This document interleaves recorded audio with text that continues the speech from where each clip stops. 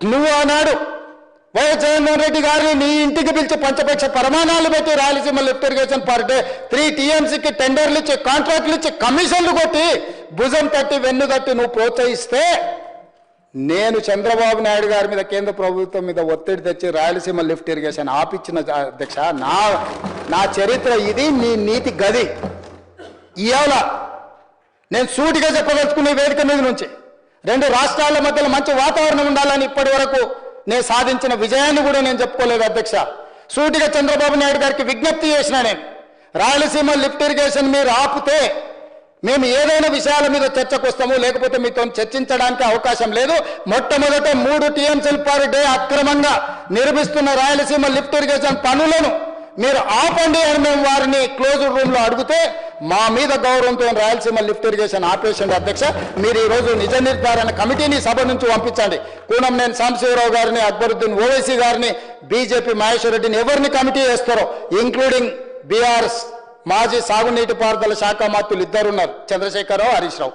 వాళ్ళిద్దరు నాయకత్వాన్ని ఎవరినో ఒకరిని పెట్టి రాయలసీమ లిఫ్ట్ ఇరిగేషన్ పనులు ఆగినాయా లేదా, ఉత్తమ్ కుమార్ రెడ్డి గారు మంత్రి అయిన తర్వాత కాంగ్రెస్ అధికారంలోకి వచ్చిన తర్వాత ఆగిన వాళ్ళ నిజ నిర్ధారణ కమిటీ పంపించండి అధ్యక్ష. మీరు ఆదేశాలు ఇవ్వండి అధ్యక్ష ఈ సభ నుంచి. నాలుక కొయ్యాలి అన్నాడు.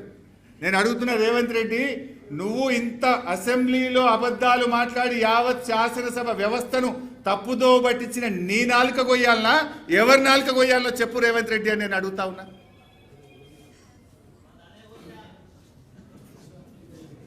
అసలు నా దృష్టిలో చీమునెత్తురున్నోడైతే, మనిషి అయితే, ఈ రకంగా శాసనసభను తప్పుదో పట్టించి ఇంత ఘోరంగా ఎక్స్పోజ్ అయినోడు చక్కగా రాజ్భవన్ పోయి రాజీనామా అయ్యాలి.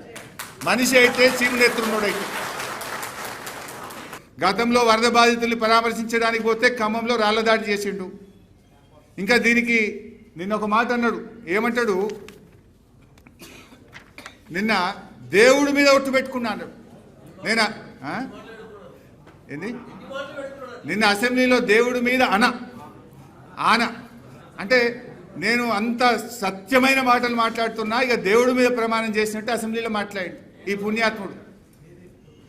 ఈయన గతంలో రైతులకు రుణమాఫీ చేస్తా, 15 ఆగస్టులో రుణమాఫీ చేస్తా దేవుడా అని ఆడపోయి యాదాద్రి లక్ష్మీనరసింహస్వామి మీద ప్రమాణం చేసిండు, భద్రాద్రి రాముల వారి మీద చేసిండు, మెదక్ చర్చి మీద చేసిండు, మహబూబ్ నగర్లో జహంగీర్పీర్ దర్గా మీద ప్రమాణం చేసి దేవుణ్ణే మోసం చేసిన గనుడి రేవంత్ రెడ్డి నిన్న అసెంబ్లీలో కూడా దేవుడి మీద ప్రమాణం చేస్తున్నా, నేను సత్యమైన మాటలు మాట్లాడుతున్నా అంటాడు.